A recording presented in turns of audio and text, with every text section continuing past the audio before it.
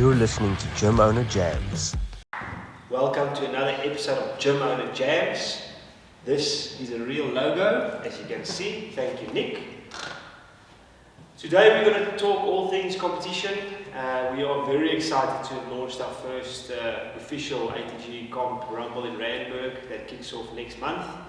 And then just sort of talk about how that came about and what our vision is going forward. Obviously this one we sort of want to cap it and have it internal, but there's a lot bigger dreams and ideas behind that. Carl, maybe you can sort of kick us off on the history of this thing. So we wanted to have a competition, we wanted to host a competition for a while, simply because we believe that there's a lot of things logistically that we can address that not a lot of competitions do. So yeah, that's about where it came about. We decided we were going to host a competition towards the end of this year, at the beginning of the year, and yeah, it's about as far as it's come so far. So I just remember in 2016, I went into our little admin folder. There was a little blueprint for a competition. My name was SummerSlam, but Nick said it's not allowed. And I literally sent out this competition. Why is SummerSlam not allowed? Why was SummerSlam not allowed? It's probably because it's WWE and he's pro UFC and thinks it's fake and everything. But doesn't clearly not fake. But doesn't Rumble in Randburg also sound like it? Does sound like a wrestling like event. a WWE event. But at least it's a wrestling in Randburg event. I don't think the WWE owns it. Okay. Yeah, no, that's interesting. But anyway, so this thing has been sort of, we've been looking at this competition for some time now. I know we tried one small one-day event for that fundraiser we did, which I think we did well. And now this will be the first one. It's a bit slightly bigger than that. Yeah. Mikey, format of the competition? Format of the competition, so we've got 3 divisions. We will have an RX division, which is a same gender pair, 20 teams there. Then we'll have a loaded division to some degree, which is a male-female or a mixed pair, male-male, female-female. You can choose what you want to do there, 2 people in the team. That's going to be interesting. Yeah, that's going to be interesting, I think. I think seeing the combinations of teams and also who walks away at the end of the weekend, I think is going to be, we've got some competitive unloaded members. I'm very curious because, I mean, you would think a male-male combo would walk away with it. I'm not so There's sure. a strong team that have entered mixed pairs there. But there's some of these ladies that are much fitter when it comes to this unloaded style workouts. I've done a couple of these classes and I come out 5th in a class. So I'm very curious to see who walks away with that title for this year. And then we've got our teens division, which I think it will be nice to see some of the guys from Randburg that are teens. I know I've got a couple of Norwood guys. We don't have many teens there, but they're keen. And then hopefully we can get the Centennial guys on board. I think that would be cool to see what Carl's programming and our coaching has done throughout the year, kind of see how they do, if they do enter into that. And So I think the teams, the goal is just 10 teams. And if you look at teams competition across the country, there are some, if you look, not overseas, if you look, there's that teams competition that runs in Cape Town somewhere that's relatively large for teens, but we don't really have a teams competition here, which is something I'm quite excited about. So, and we've got some good teams in the box, so let's hope that pans out and works quite well with what we have. So the goal there is 10 teams for. Is that mixed gender or also? No, that's mixed gender as well, so mixed gender and then obviously same pairing there. Just the reasoning behind that is in my opinion, it's not going to be too difficult to scale. There's not going to be a lot of the teams that are going to scale the movements differently or whatever it is. It might be a barbell here or there that's a little bit lighter, but in general, I think the scaling of the movements will be very similar throughout the teams. So let's see how that pans out. Oh, that's great, I can't wait. Nicholas, the visionary of the team, where do you see this thing in 3 years' time?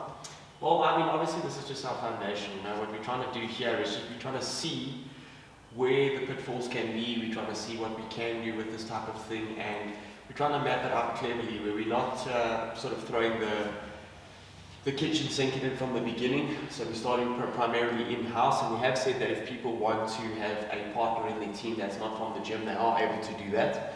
But we're trying to just get that, like you said earlier, the blueprint of how to run a competition, where we need to make the moves, and eventually we want to turn this into one of the big comps of the calendar. You know, within the year, I think there's scope for it. I think we have a platform for it, and we definitely have the means to make it happen. We just need to see, and you know, we need obviously the support of our own internal community, but we're going to see if we can pull this kind of thing off. I really believe we can. I really believe we've been talking about it for a long time, and we're going to put our money where our mouth is. So I think that's where we're at the moment. So I think also just in general, there is, in my opinion, a massive urge, especially under the competitors in the South African CrossFit space, for more competitions.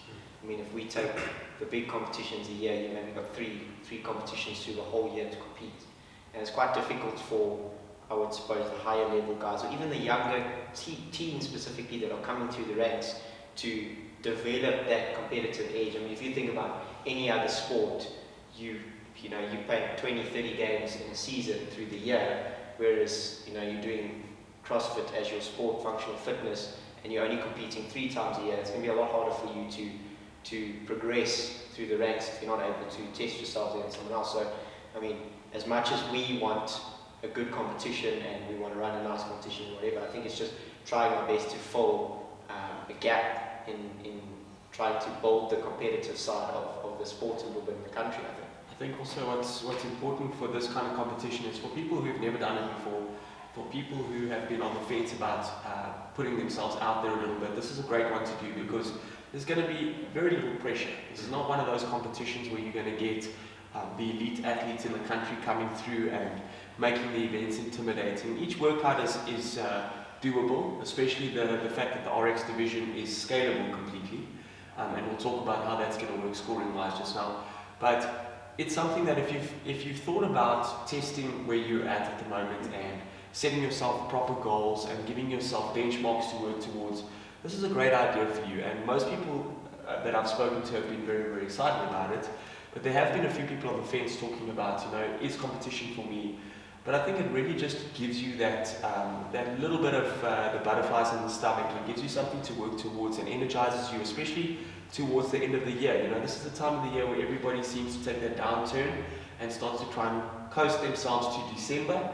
And this is really where you can sort of reignite that flame and get yourself excited for something that's going to lead you towards December and keep that ball rolling into the new year, into the open. You know, in the open, as we say, we always punt it as accessible for everybody, and this will be essentially that start point for a lot of our guys. Well, exactly that. I mean, I've heard a lot of people say that the last competition with us, that, you know, it does sort of light that fire underneath you, because it gives you that, after the competition, it gives you that understanding of where you need to work, what you're struggling with.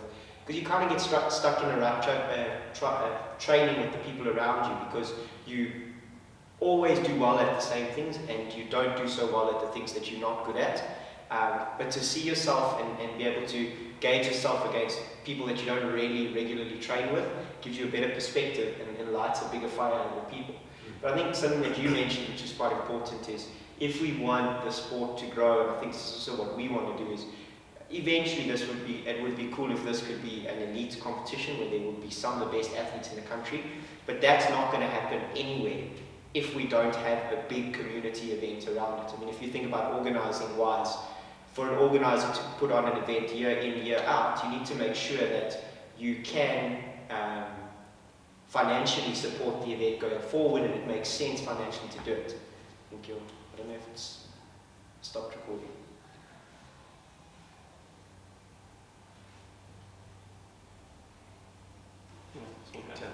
No, it's all going. Yeah, so financially, without the community event behind it, there would be no elite competition. So I think that's something definitely that I think we would look at further on going, is kind of figuring out a way to separate the elite athletes from the community and make the elite athletes more of a spectacle to watch for the community around them, but still having the competitive aspect for the guys that want to come and enjoy themselves for the weekend. Give them a reason to be here the whole weekend and not just come and watch 1 or 2 events. And I think there are a few events around the world when it comes to sanctionals wise, semi-finals wise, that are trying to implement that. And I think that's kind of where we are. If you look at the big competitions like for the Cape Town or whatever, it's very focused on the athletes, which it has to be to carry them over to the games. But for that event to progress and to be worthwhile, there has to be some sort of community engagement. And I think especially the functional fitness space, everyone is very, very keen on this competition aspect of it. I mean, if we look at how many of our members enter competitions, it's quite a large number of our members that go to a local competition here and there and here and there. So they're quite starved of that. So if you can put that behind a big elite event, I think then it'll start to become a profitable thing, and it'll start to become worthwhile for those elite athletes to compete more frequently, because you'll be able to put up more prize money, you'll be able to get bigger sponsors because the viewership is bigger, that sort of thing. So I think for us, obviously building the community aspect of it out first is going to be kind of the next phase. We'll do it within our own community, and then at a later stage, if we look at the vision, will be an elite competition but backed by a community event. I think let's break down the format of the competition and how it's going to be laid out for everybody that wants to participate, because, just to see how a weekend can be planned, for the guys that are looking at doing it. So obviously we know that it's a two-man event, or two-person event, should we say, and like Mike broke down, the RX is same gender, and that's purely for logistics. We decided on that, at least for our first competition. But the RX is a scalable event, which means what exactly, Chokes? Yeah, this is what excites me. Is instead of having a separate scaled division, we're going to do this open style where there's a RX division, but you will be allowed, there will be a scaled option for each workout. So basically what that means is, if you're a strong athlete, you could potentially do the RX weights on one of the barbell heavy workouts and place quite high in that workout. But if you're struggling with gymnastics and you need to scale that workout, it will work exactly the same as the open, where you might have the best scale score, but that'll only come after the worst RX score. So, but only in that one event. In that one workout. So you still get ranked on one leaderboard, which I think is very cool, because like I saw at the last competition we were at, a lot of the girls had the capacity to probably do the RX barbell workout, but then they had to start with only a bar. For me, that's a bit of a waste. I don't think you need to completely disregard someone just because they don't want to, or they're scared of bar muscle-ups. So that's the cool thing. I think we can sort of roll that out potentially into the future. So we have one massive division, and you will do, yes, there might be some logistical challenges, but again, we have a small blueprint to test that with. Yeah. So that's the exciting part. Out of the RX division, there'll be 5 workouts over the course of the weekend, Saturday, Sunday. On the unloaded side, as we said, I think I'm more excited about this division than the CrossFit division, mainly because you're going to be tested from a fitness standpoint. It's those type of workouts where you'll very quickly get exposed just for being a strong athlete. You're going to do the things that actually I think you were intended to do at CrossFit, which is constantly moving, constantly varied, and you're not going to have time to rest behind a heavy barbell. You just need to go if you want to place in that event. What's interesting to me is the feedback you guys gave with regards to some of the workouts you tested, which looked very simple, well, at least from what I saw. They are simple. We thought they were easy. Yeah, that's the yeah. ultimate thing. And I think that's the classic mistake. I've given Kyle so much grief over the years for these simple 4-minute workouts, and those are the ones that make you lie on the floor. So maybe just give some comments on testing those workouts. Yeah, so you're not happy with So first of all, I had this grand format in my head, and I wrote it out on a whiteboard, and I showed Nick. I'm like, he just stood there and he looked at it. He's like, no, it's not going to work. We've got to do this. We've got to do this. So then it already, like before we had even tested the workout, we were changing, we were tweaking things. Then I brought it to Mike. He had some amazing ideas as well of how to change things and how to make it more worthwhile. The most important thing that we wanted to do in programming this workout was to make the scoring as fair as possible. So we wanted to give a long event, we wanted to give an endurance event, we wanted there to be a strength event, we wanted there to be a sprint event.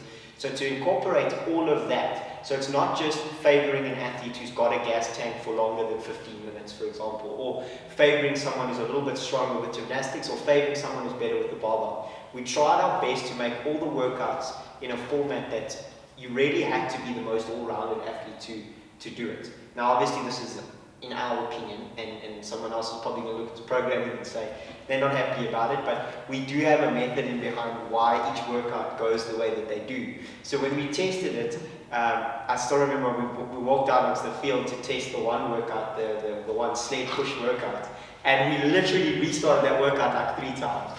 We first started. Firstly, it took us about 2 hours to decide how we were going to lay the field. Yeah, laid the format out. Mike and I walked out with a tape measure, we marked it out, we walked back inside, we're like, this is not going to work. And then Nick came and turned it on his head. Nick came and turned it on his head.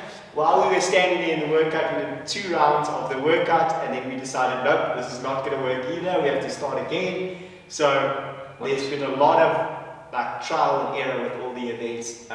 So it's pretty exciting. Even the unloaded, there's one unloaded workout that we thought we're going to just adapt it to what the CrossFit movements are, and then take it to what you would say an unloaded movement is of the CrossFit movement. And Mike and I stood there, we're like, this is going to be a quick workout. And I remember after the 13-minute mark, and we finished that workout, we were lying on the ground saying, no, this was a lot harder than what it was supposed to be. And you wanted to add an extra round on. Yeah, I was in the first round, I thought, no, we're going to add an extra round, it's not going to be long enough. By the time we got to the end of the intended workout, we were definitely satisfied with the workout. So let's just say that with these workouts that you're going to get, they have been fully tested by us. We will not be competing, the 4 of us here, obviously because someone needs to run the show. But rest assured, we have felt all of the workouts, we have put them through their paces, and we will be finalizing the details of posting the workouts pretty soon for you guys. So as teams, you can practice them. Yeah. You can put them together, you can make time to work on them. We're not going to hide anything from you guys. And what I like about these workouts specifically is the fact that they're not cancelling anybody out. So majority of the work that you're going to be able to do, that you can expect in these workouts, is work that you can do, you know. And if you can't do the top end of the work, you're able to scale the work so that you can still be competitive within the workout. There shouldn't be really anything here that I can see that a team is just going to stand there and stare at everybody else. Well, I mean, there might be a few teams who are not going to want to swim. Yeah, but I mean, look, you know. But it's important to note that it's in a pool and you can literally, I can walk across the pool. Yeah. So I mean, you can get in that pool and make your way across. We have Mike's going to be our lifeguard in his red Speedo. I think that's the prerequisite. He's only allowed to wear a Speedo. That's not what you want, of course. We'll write ATG on the Speedo somewhere, but it's a red Speedo, I think. And only one partner is required Yeah. to swim as well. So if there's someone that really can't swim, you just need a partner in that team. But I mean, it's, it's going to be a fun event. The swim isn't the only part of the event, which is quite cool. You know, so that also, you know, if you feel that your team is not strong at swimming, you're not going to lose out. You know, there's other parts definitely to make up. There's enough time to make up in that workout. So we've given you 2 major clues here. We've given you the fact that there's a swim.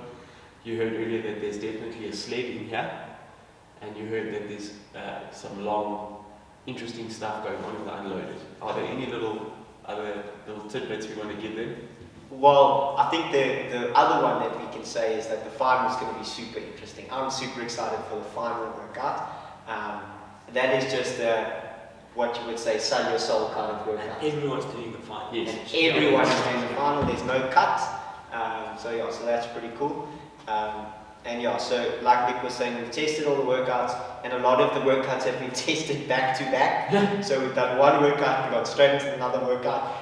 So we do know what it feels like being tired after the thing. So when you come to us on the day and say we smoked and whatever, we know where you're feeling and we know what's going on. So when you hear Carl running back from halfway through a test workout going, I can't feel my legs. It's going to be fun. And I think also it's going to be a fun weekend, and I think maybe what's slightly different to what we've done, what we're trying to do in this competition, and I don't know how the rest of the competitions do it, but we've really focused, before we did anything, logistically, before we did anything, we really tried to nail the workouts down first. That was the most important thing for us, because in our opinion, that is the biggest part of the experience for the members, is the workouts that they get to the day. You really want to feel like the workouts gave you your value for your entry fee. So we really did start with the workouts. We've tested them in all different variations. We've tested the unloaded versions. So everything has been tested, has been done. We've tested the time frames. We've played around with the time frames of the workouts. So when it comes to that, I think that's the most important thing for us, is the actual competition, and then we're going to try and build the logistics around that. And I think also on top of that, like, because we've seen certain biases in a lot of competitions we do throughout the year, we've kind of gone, it's not just you kind of had the base of the programming, and then we've all had our inputs. We've all got our own skills and strengths and kind of come from our opinions from that and gone, okay, you know, Nick's a very good gymnastic-orientated athlete, but that doesn't favour me in this workout, so let's kind of balance it out, like you said earlier. Yeah. So I think that is a very important thing on that aspect as well. The nice thing is that it is a team event, and that you've got to remember that the fact that it's a team event makes it very interesting, because obviously you've got someone that you can work with and rely on, but you're also only as strong as your weakest link in this. So there's some elements where you really need to be a team for it to work out for you. So is that the next thing? well, yeah, I think you can expect some real team stuff, at least for one of the workouts that I can think of, where it's not stupid in the sense that it's not going to break your brain, I don't think, at least, you know, I mean, I wear glasses, Look, I mean, so I'm very intelligent, but, you know, there's definitely elements where you're going to have to work together, and I think that if you're coming into this thing thinking, well, you can just chill because you've got Gavin in your team, JP, you're going to maybe get caught out there. Alright, great. I think we're going to leave it there. So you can follow the link that we'll put down in the bio, or go to Capture Fit, look for Rumble in Randburg. The competition is only 800 Rand for a team, so we decided to sort of go in low so that there's no real barrier for you to enter. I'm looking at you. Guys, it's going to be a fun one. Great weekend, great way to end off the year. Before we kick it or take it away, Nick will end it with a proper dad joke.